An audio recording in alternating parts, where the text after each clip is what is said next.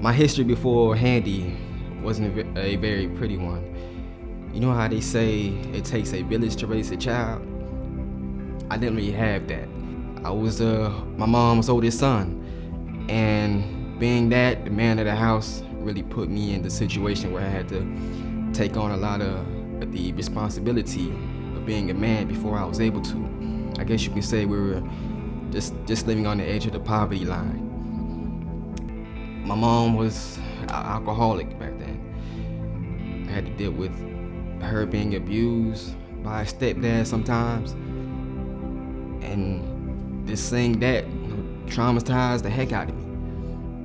Imagine trying to defend your mom and defend your sisters from molestation when you don't have the strength to fight back against your stepdad. And imagine losing every fight at a young age, not being able to protect somebody, not being able to show your little brothers that there's a good man somewhere in this world.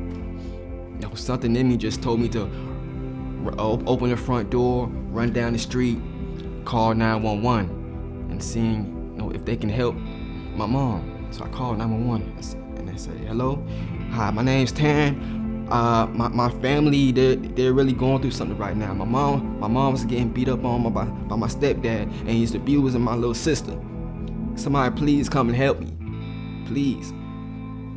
So after that moment, I hung up the phone, ran back to my house, and a few moments later, that's when some police cars came and they basically took away the devil in my life.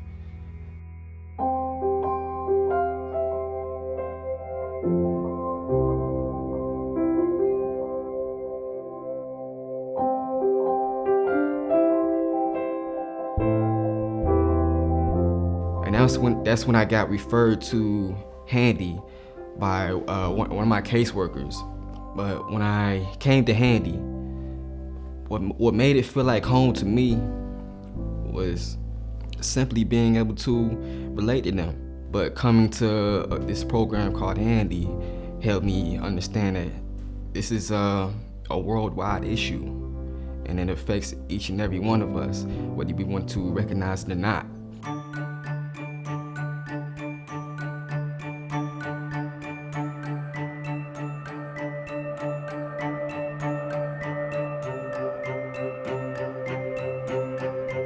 I didn't like going home after school.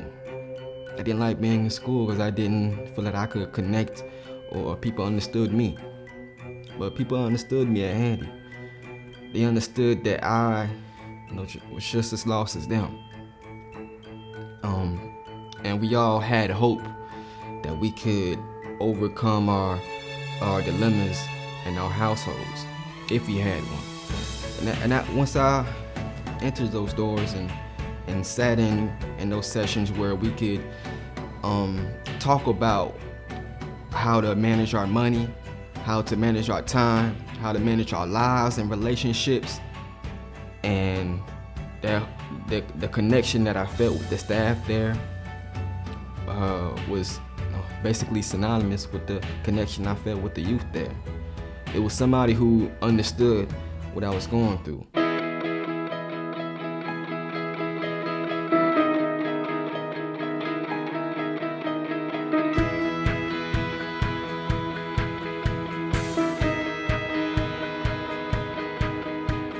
Once I got ready to graduate high school, I was definitely prepped to transition into adulthood thanks to the programs and opportunities that Handy had offered me.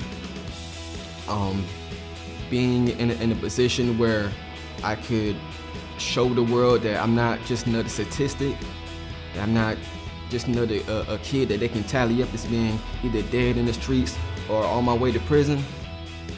I wasn't having that.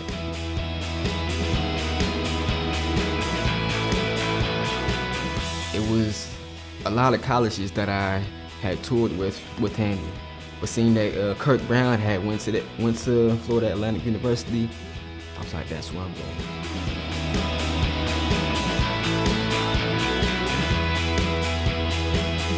I was the only person from my block, from my family to go to college, and of course I was nervous.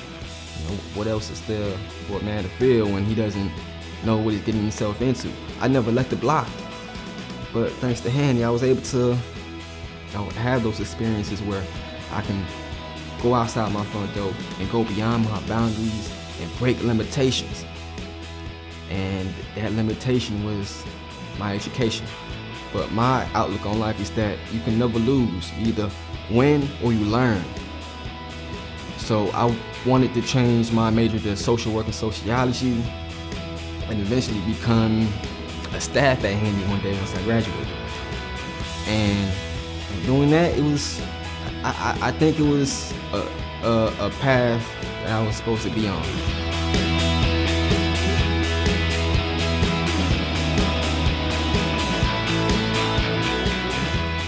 Until you get to know these young people, you have no idea the depths of the pain and poverty they have experienced. That's why at Handy we pride ourselves on changing lives, and we do it each and every day. The transformation from at-risk throwaway kids to scholars is a magical and wonderful thing that occurs here at Handy.